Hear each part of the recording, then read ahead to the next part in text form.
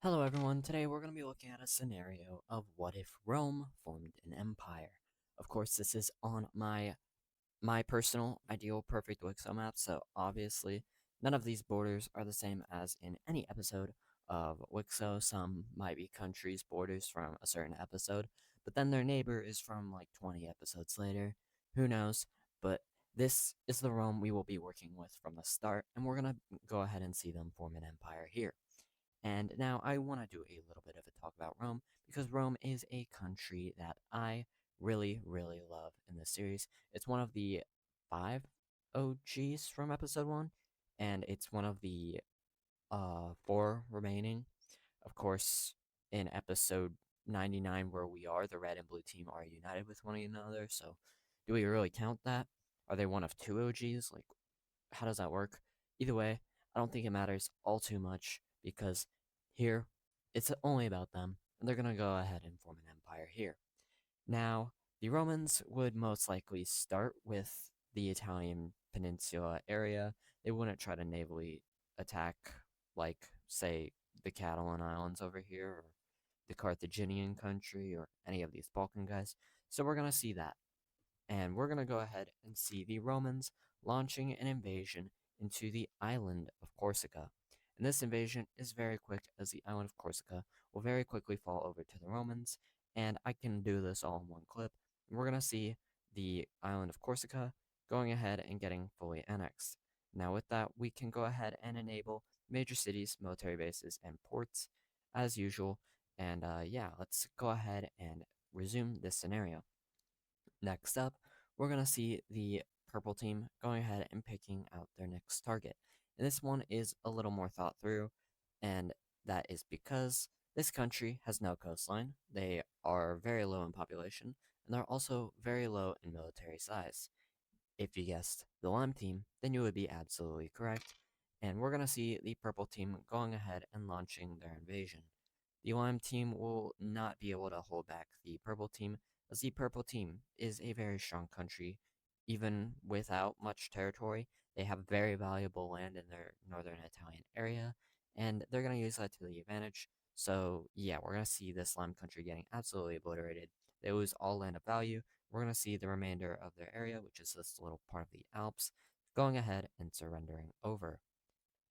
In this peace treaty, we can go ahead and see that the Lime team no longer exists, and I also removed the capital of Switzerland because the purple team's kinda just gonna move in and annex them immediately after the war, and that's gonna alarm the brown team, but nobody at this point will really care because both of those countries were pretty irrelevant in the grand scheme of things.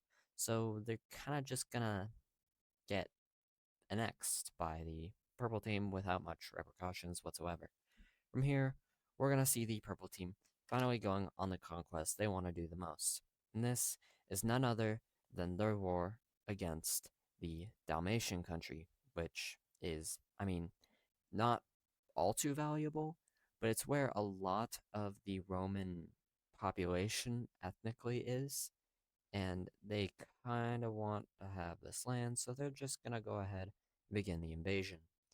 And yeah, on the first few days, we see Roman forces moving in, taking a major city and major port, and from here, they're gonna kind of just move along the coastline here, taking yet another major city.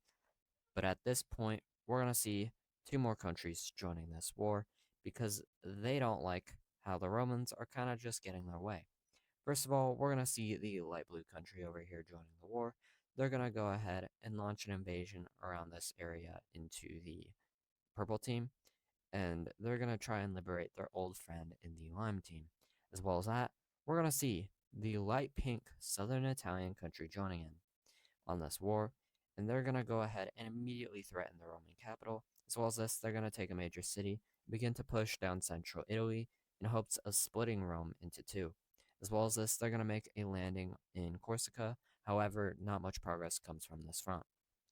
At this point, the Romans are kind of in a very bad situation, so we're going to go ahead and see them being forced to focus one on one.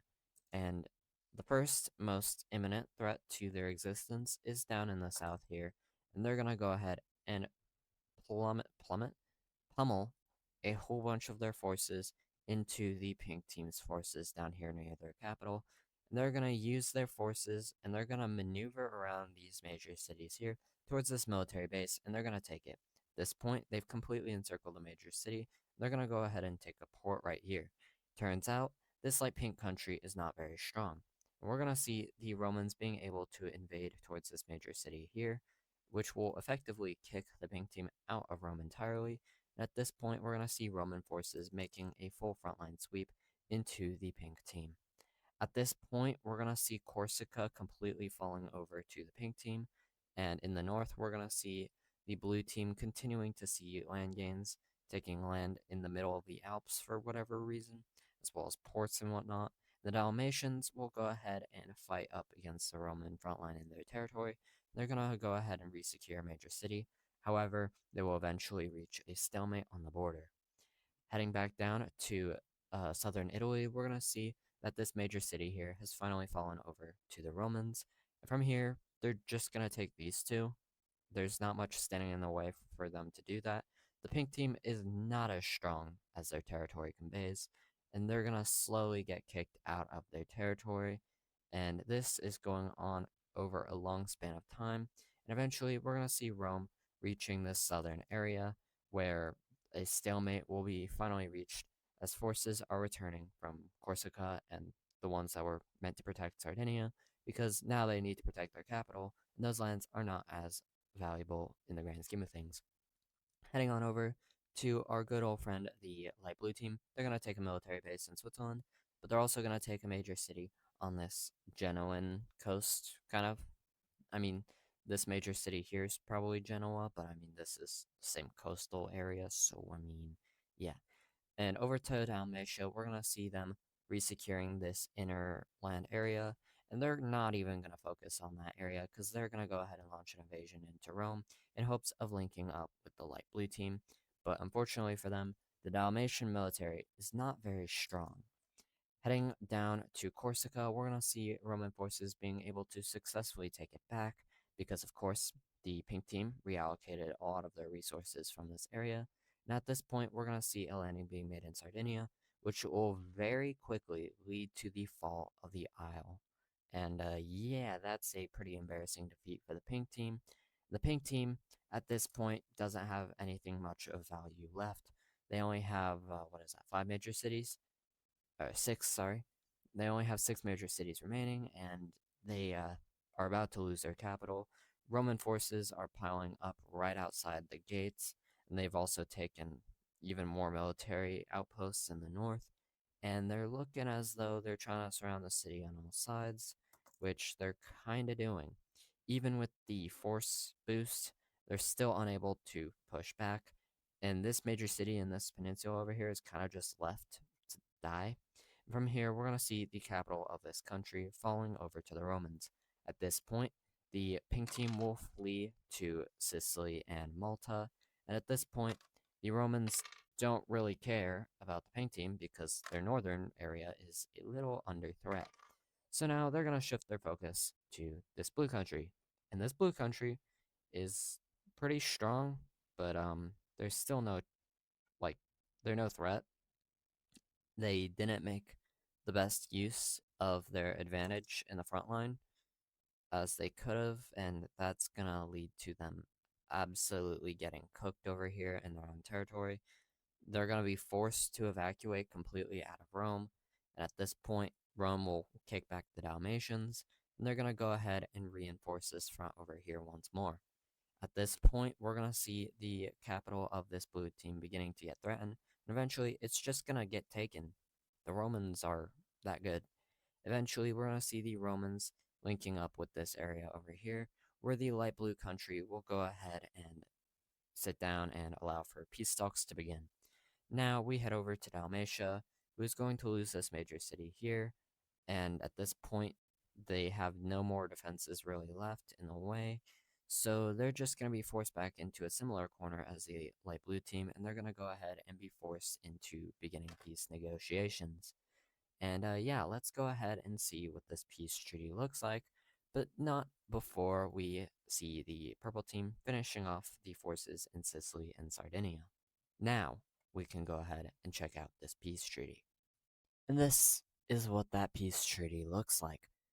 Rome has not only conquered the remainder of the Italian peninsula, but they have also gone ahead and secured this little part of the Venetian area here, and they have also gone ahead and secured the most important area of this light blue country. The light blue country was forced into moving the capital, in which they changed it to the furthest city from the Roman border, which kind of makes sense for them because they are, at this point, probably the weakest country in their region, and they are very poor, definitely. Although they are on the militarized coast here, that won't really do them much of anything because they're cooked at this point.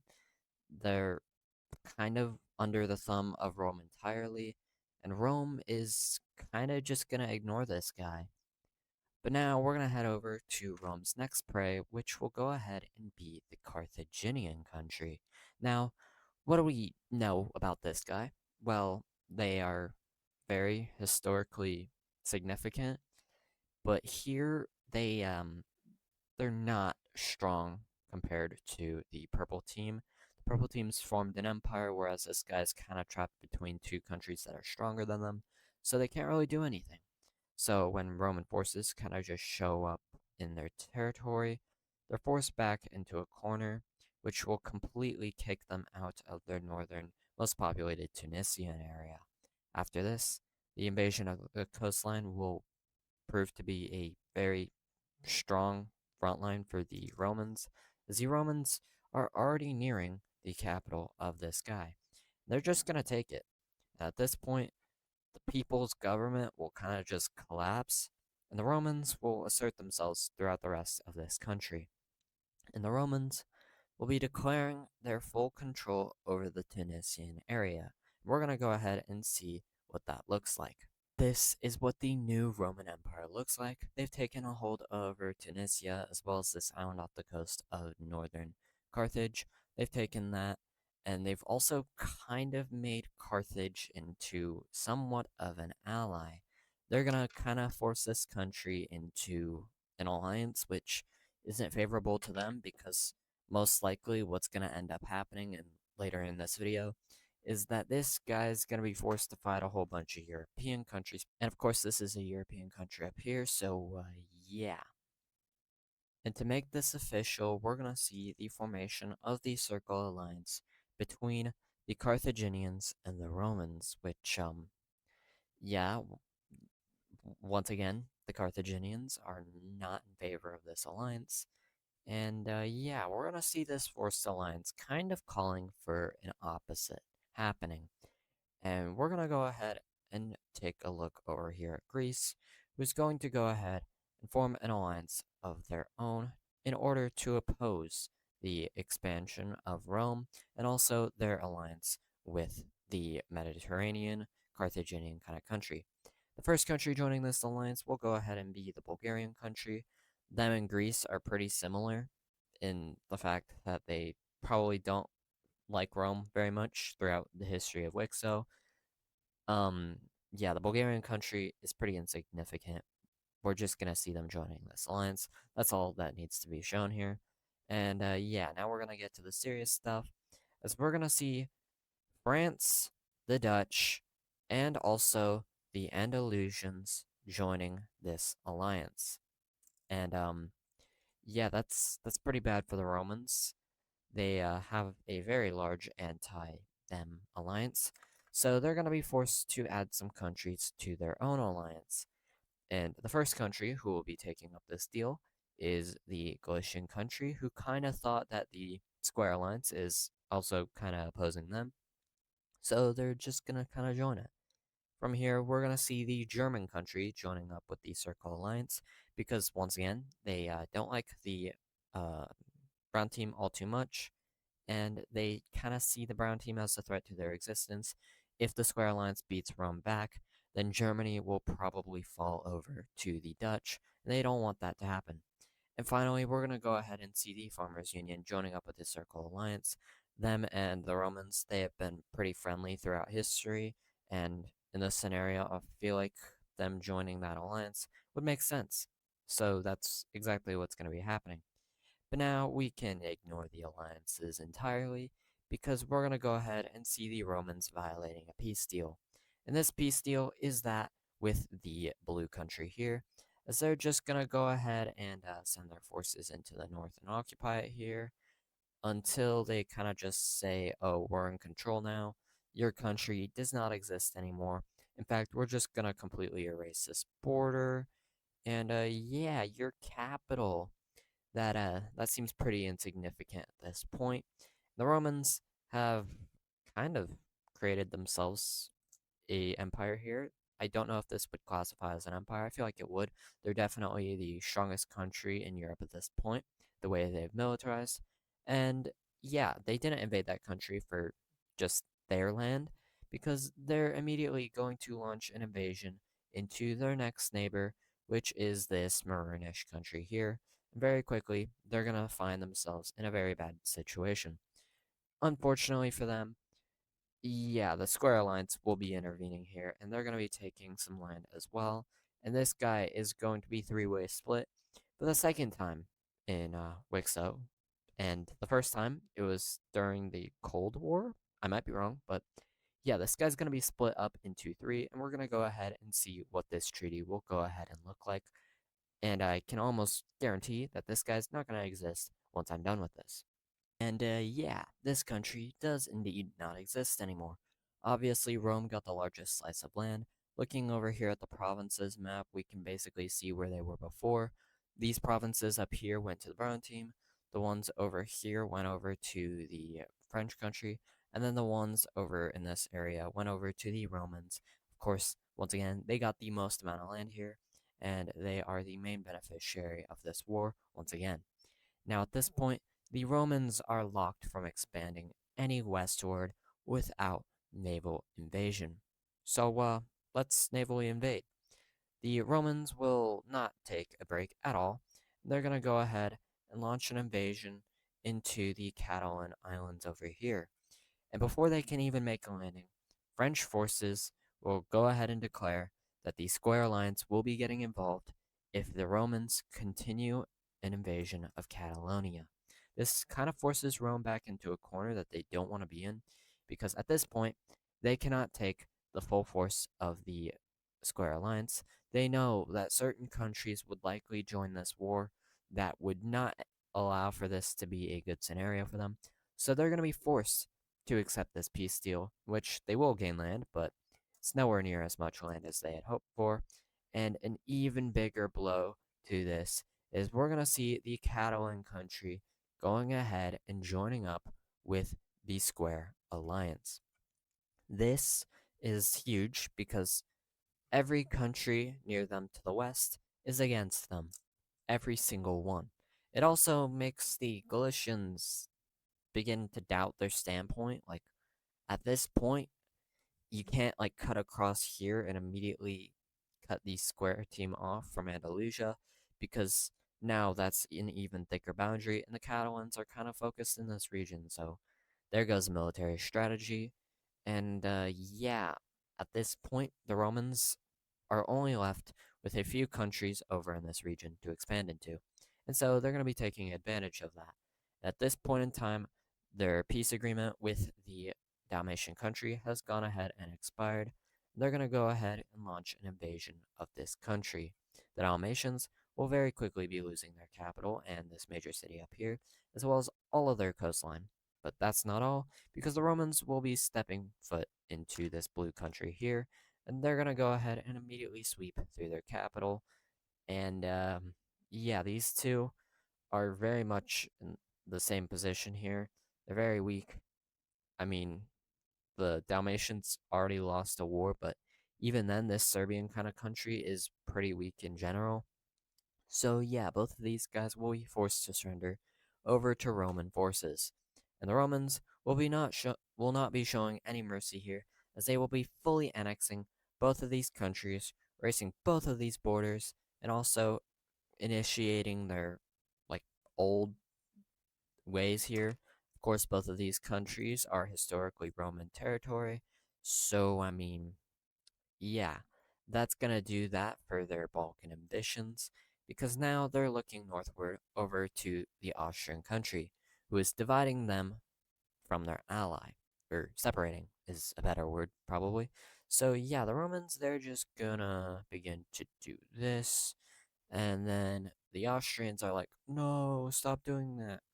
So they take a step to the right, then they do that, then they take the Austrian capital, and at this point, they're absolutely obliterating these two countries, and we're gonna see the Hungarian country kind of surrendering first, followed by the Austrian country. Of course, the Austrians have the defense of the Alpine Mountains in their southern area, so once that fell, they knew they were cooked. But yeah, we're gonna go ahead and take a look at this peace treaty of a war that lasted very shortly. And in what I've outlined here, you can see the peace deal that the Romans have gone ahead and arranged, which, first of all, it shows that their allies will be getting land from this, even though they had no direct involvement.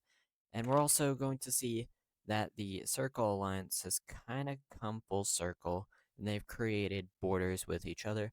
The Farmers Union borders Germany, which was not something I had planned when I started this video, but it's something that we're looking at, so that shows that things never really go to my video plan. But yeah, really though, all I really had planned for this scenario is that Rome was gonna fight the Greeks and the Dutch at one point in a large war, and that's all I really knew getting into it. But now the Roman Empire is looking absolutely ginormous, and this is in a way kind of large enough to where it could be the final size. But of course, we have to have the large war at the end, and the Romans and their allies will be sending an all-out war declaration against the Square Alliance. And yeah, we're gonna see the Square Alliance beginning to prepare, whereas the Circle Alliance is already ready for war. So yeah, the Square Alliance is already in a bad position. The war will begin as Roman forces begin to cross into Greek territory, if I can get the right color. But yeah, we're gonna see Roman forces crossing over into Greek territory, immediately taking a major city, as well as fully securing this one, which I actually think is another Greek major city. Might be wrong, but yeah, from here, Roman forces will push down into Albania before the Greek forces will begin to slow them down. Heading over to Bulgaria, we're gonna see that the Farmers Union is not at all focused on them. Although they will deal some damage to Bulgaria, most of their forces will be allocated to fighting Greece over here in this outer Bulgarian coastal area. And yeah, we now head over to the Western Front for Rome, where Roman forces will immediately push into this major city here, cutting France off from the Mediterranean. And that's all that the Romans will be able to do in this front for now, because the Dutch forces kind of knew about this, and they had some of their military prepared, but not all of it. And their main focus at this point is to fight off the Germans, and they're definitely doing a good job at that because the Germans have definitely been slowed down. They don't have as much land as the Romans had hoped for them to have at this point, and that's simply because the Dutch are ready, almost fully, but they're ready overall. Heading over to Iberia, the Galicians were not given nearly enough time to prepare, so they're going to be losing out on a little bit of land throughout their territory, but overall they're going to see a advantage as they will invade the Andalusians. They're also going to invade into part of France if I don't accidentally color in the border. But yeah, we're going to see the Galicians not focusing on what would be their valuable area, but kind of helping the Romans because they see that as the only way for them to really get out of this war as a winner. Heading back over to the Roman front with France, the Romans will go ahead and reinforce themselves and lock in this whole area as their own. And yeah, the Catalonians are a little under defended, and so the Romans will kind of just force their way in and will take the capital. From here, the coastal region of Catalonia will mostly fall, except for this southern bit here. And now we're gonna see Roman forces pushing into this part of France here, out towards the Galician forces here. And so the French will prioritize fighting against the Galicians here so that they don't link up with the Romans. And yeah, the French are in a bad position here. From here, we head over to the Balkan front because the Greeks are not going to be a pushover, and they're going to push back against the Romans, and they're going to begin to threaten these two major cities who are occupied by the Romans. As well as this, they're going to go ahead and kick back the Farmers Union almost entirely out of their territory. So the Farmers Union now is forced to focus on the Bulgarians, which they didn't want to do, but now they are doing. Now we head on over to the Dutch, who are doing a lot, and they just wiped out this entire southern front that the Germans had. And other than that, there aren't many changes in this front line. Heading on over back to this front line here, we're going to see the Galicians changing up their plan, as they're going to go ahead and take this port up here, and then they quickly seize this major city here, which will kind of lead to a redrawing of their front lines. The French will quickly respond to this, but that will give the Galicians enough time to make a bulge out here, which will allow for them to deal a lot of damage to France, but also link up with the Romans, who at this point have taken over the rest of the southern Catalan area, and at this point will go ahead and capitulate the rest of the Catalan country. That is a huge change in the war. But now we head on over to Andalusia. We'll go ahead and liberate all their lost land, because now they are completely obliterating the Galicians. Of course, that's because they're stronger than the Galicians. At this point, the Galicians are forced to 1v1 these guys, as their forces over here, they're a little strained.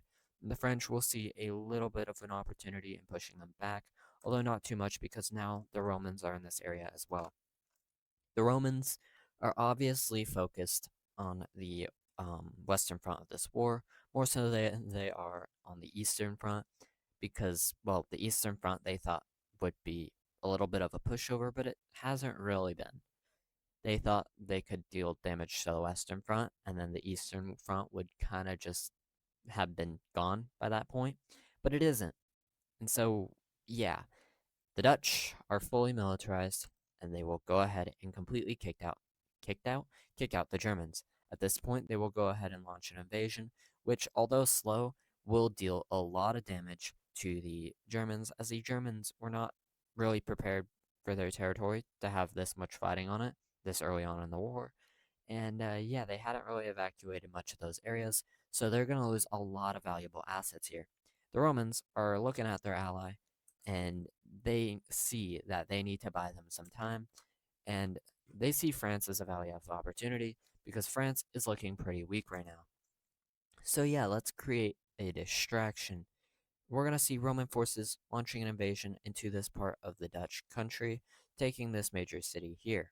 But that is not at all the main goal of the Romans here, as the Romans will go ahead and use this to move around the French border to this area here, taking this major city here, and completely encircling this one, taking it not long after.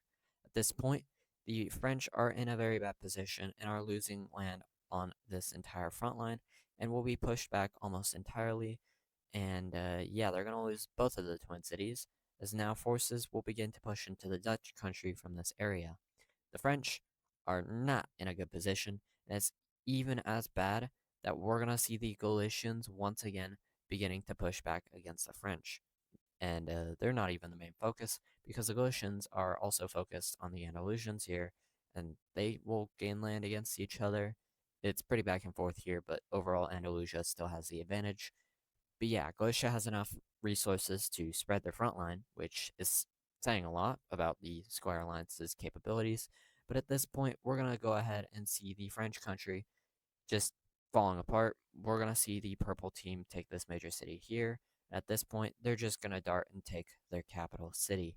At this point, they will capitulate this northern part of France, and they're going to go ahead and take this coastal area, which will eventually surrender over to the Galicians. And yeah, at this point, France, one of the strongest countries in the Square Alliance, just got entirely blitzed. That is not at all good. But now we head on over to Andalusia, who is the next prey on Rome's list. And Rome will very quickly seize a major city. Unfortunately, however, for Rome, they're stretching their resources really far, and the Eastern Front is still not looking good for them. Greek forces at this point have already completely liberated their territory, At this point, are sending forces into Rome directly. They're hoping that they can create a distraction for the Dutch to wipe out Germany and refocus entirely on the Romans. Unfortunately, that has not come, so they are a little scared, I guess I could say, about what's coming for them. And at this point, we head back on over to Andalusia, who will take some forces from this front over here against Galicia, which will eventually lead to these two major cities being re-liberated to fight against the Romans. Unfortunately, however, this does not halt the Roman advance entirely, although it slows them down. It doesn't halt them, which is a bad thing because Andalusia needs it to be halted because they're about to lose yet another major city, and there it goes. So, yeah, the Romans are being very, very, very, very stress inflicting against each and every country in the Square Alliance.